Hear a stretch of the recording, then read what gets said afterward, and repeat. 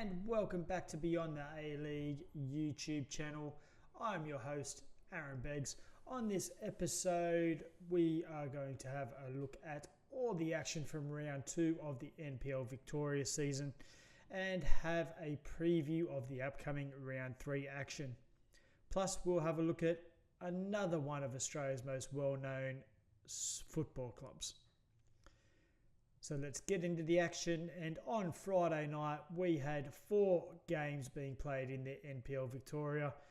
We start our recap at Olympic Park Stadium for Heidelberg United taking on Melbourne Victory. And it was the home side that took the lead in the 21st minute from a goal from Max Bassetto. And while both teams had the chance to add to the scoreline, unfortunately for the crowd that showed up, this was the only goal scored in this one, with Heidelberg running out of victors 1-0. We move on to the second game from Friday night, and that was Green Gully taking on Oakland Cannons.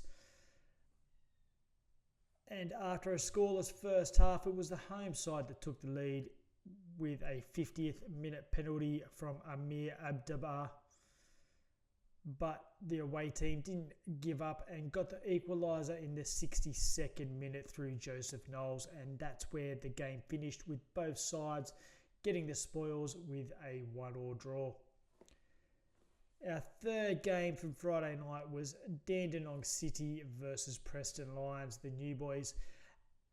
And we had an entertaining game from start to finish, and it was the away side that got us underway when Leighton Brooks got the scoring started in the 26th minute. And that was the score up until the 77th minute when the home side got the equaliser through Jamie Latham. And they deservedly got the go-ahead goal in the 81st minute from Jack Webster. But as they tried to hold on to the lead, the Lions kept fighting and they got the equaliser in injury time when Giorgio Sardenez scored to send the away team supporters home happy with a 2-2 draw. Dandenong City will be kicking themselves, I think. And to finish off the Friday night games, we travelled to Hume, where Hume City took on the other Dandenong team, the Dandenong Thunder, in what was a great win for the home side coming back from behind. The home side went behind just before half-time when the Thunder took the lead from Hassan Jolha goal in the 43rd minute. And it wasn't until late in the second half that the home side got on board, when Lloyd Isgrove got an 82nd minute equaliser. And you would be remiss if you thought the game was going to be a draw. But the home side never gave up, and that man again, Isgrove, scored a late penalty to send the home side supporters home with a 2-1 victory. So that was all the games on Friday night, but that's not the end of the football action from the weekend, as there were still 3 games to come. And on Saturday night, we saw what was the biggest scoreline in the NPL Victoria this weekend. Avondale hosted Port Melbourne, and unfortunately for the away team, the home side went ahead in the 4th minute from an own goal from Jonathan Vakurtzis. It didn't get much better when Avondale took a 2-goal lead into half-time after Stefan Zini scored in the 29th minute. But after half-time, the Sharks finally got into the game when Joshua Markovski scored a 53rd minute penalty. But it wasn't to be, and it was a short-lived comeback as the home side again took a 2-goal lead after George Ott scored in the 59th minute. And they put the game out of reach when in the 87th minute, Mayan Luak Agwek got the 4th of the game to go out winners 4-1. Now, if I've butchered any of those names, which I have, please get in touch with me with the right pronunciation. Our Tona Magic was at home to St Albans on Saturday evening, and it was the home side that got their home schedule off to a flying start when they run out 2-1 winners. And it was Billy Habib that got the scoring underway in the 19th minute. They soon doubled their lead in the 36th when Anthony Frengie got their second. It went from bad to worse for the away team when in the 85th minute they were reduced to 10 men when Johnny Maglaris was sent off. They did get a consolation goal deep into injury time when Brian Summerskill scored in the 93rd minute, but it was the home side that took the win 2-1. We move on to Monday Night Football, and it was the match of the round, the final game of the round, and it was the original Melbourne Derby, and it was South Melbourne taking on the Melbourne Knights at Lakeside Stadium. And it was the home side that thoroughly outplayed the Knights in this one, and they took the lead when George Mells scored in the 34th minute. They doubled the scoreline 2 minutes later through Nahul Bonada. After the break, the away team got back into the game when Alexander Hurd got one back in the 66th. But it didn't last long, and it was Souths that got their 2-goal cushion back only a minute later when Gustav Nielsen got their third in the 67th minute. That's where the game finished, with South Melbourne running out 3-1 winners. Now, just some housekeeping about the review of the games. It seems that some websites can't get their facts right on the game day app that the NPL Victoria use, which I go off from my stats.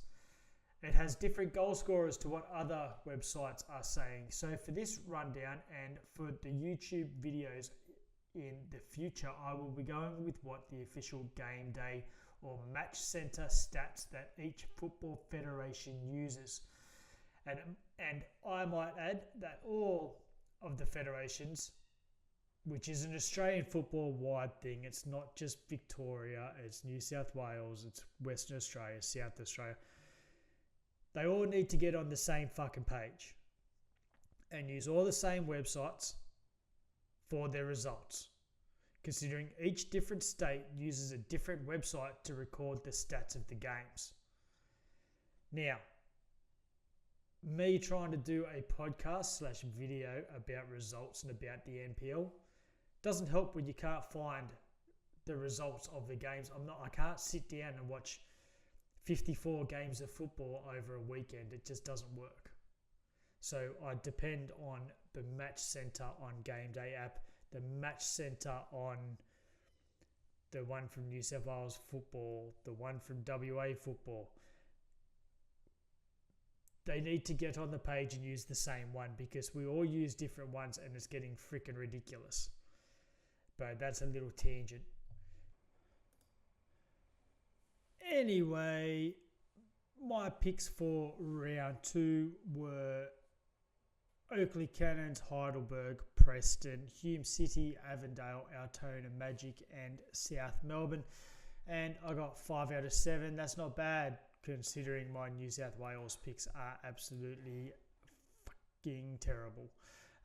So round 3 preview for the NPL Victoria. Starting on Friday night, we have Green Gully taking on Hume City.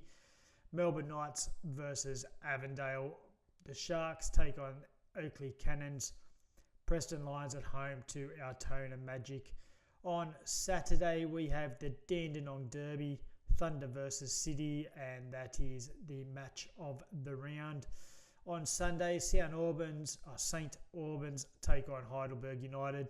And on Monday, we have a good game there of the Victory versus South Melbourne. My picks for round 3, which mean nothing, Green Gully, Avondale, the Sharks, Lions, Thunder, Heidelberg and South Melbourne. That's all for the review and preview of round 2 and round 3. I'll be back after the break with part 2 of the video, and I will be continuing our series of the history of Australian football clubs. Hopefully you stay tuned. See ya.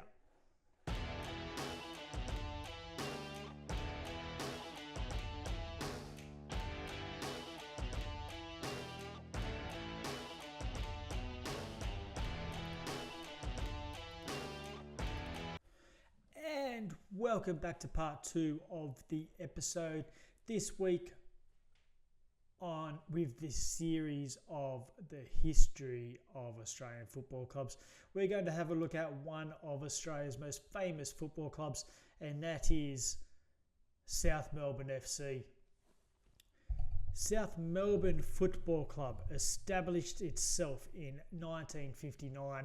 It has played a pivotal role in Australian soccer, evolving from a community-based team, like all of these teams are, to a club of national and international acclaim.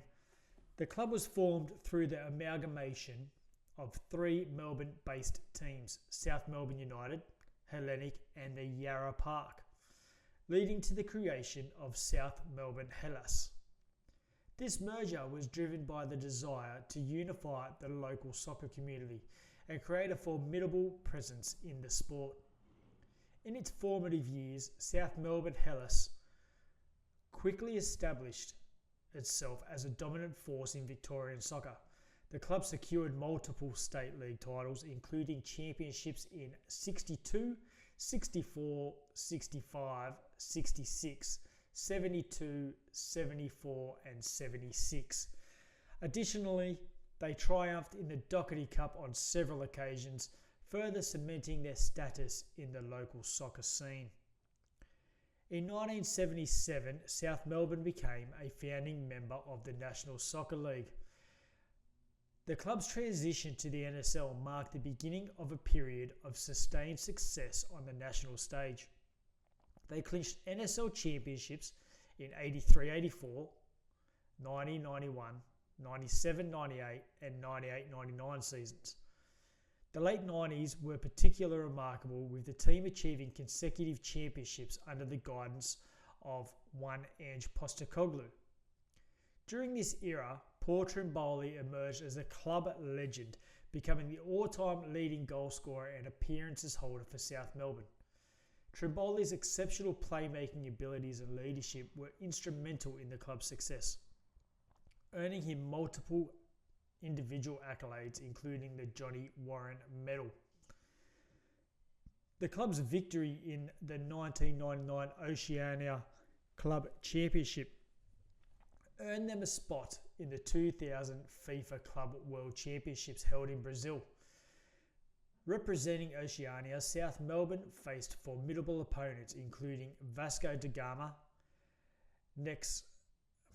Necaxa, I can't pronounce, it's Mexican, I know it's Mexican, and this team on my chest here, Manchester United, when we were good, showcasing Australian soccer on the global stage. Despite the challenges, the team's participation in such a prestigious tournament highlighted the club's prominence in international football. Why does it say fucking soccer?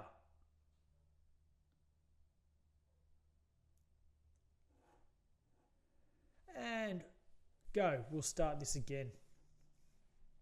Welcome back to part 2 of the episode. This week on the history of Australian football clubs, we're going to take a look at one of Australia's most famous clubs, and that is South Melbourne Football Club. Establishing themselves in 1959, South Melbourne has played a pivotal role in Australian football, evolving from a community-based team to a club of national and international acclaim. The club was formed through the amalgamation of three Melbourne-based teams, South Melbourne United, Hellenic and Yarra Park, leading to the creation of the South Melbourne Hellas.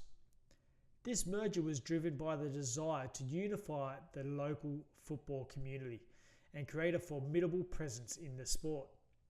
In its formative years, South Melbourne Hellas quickly established themselves as a dominant force in Victorian football. The club secured multiple state league titles.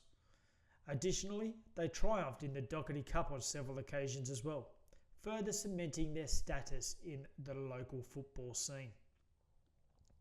In 1977, South Melbourne became a founding member of the NSL. The club's transition to the NSL marked the beginning of a period of sustained success on the national stage.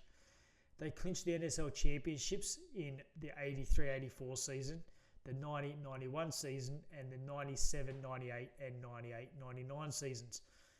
The late 90s were particularly remarkable, with the team achieving consecutive championships under the guidance of Ange Postecoglou. The club's victory in the 99 Oceania Club Championships earned them a spot in the 2000 FIFA Club World Championships held in Brazil. Representing Oceania, South Melbourne faced formidable opponents including Vasco da Gama, Necaxa, and I can't pronounce that. I've tried 5 times and it's Mexican. I know I need a Mexican person to tell me what it is. And this team over here on my chest here, Manchester United, when we were good, showcasing Australian football on the global stage. Despite the challenges, the team's participation in such a prestigious tournament highlighted the club's prominence in international football. Following the conclusion of the NSL in 2004, South Melbourne transitioned to the Victorian Premier League, now known as NPL Victoria. The club continued to demonstrate its competitive spirit, securing league championships in 06, 14, 16 and premierships in 15, 22 and 24. They are going to be in the Australian Championships, which I don't agree with how they're doing it, as I said the other day, but they're going to be a founding club. Throughout its history, South Melbourne FC has been a cornerstone of Australian football. Celebrated for its on-field successes and its role in promoting the sport within the community, the club's rich legacy is a testament to its resilience, adaptability and wavering commitment to excellence in Australian football.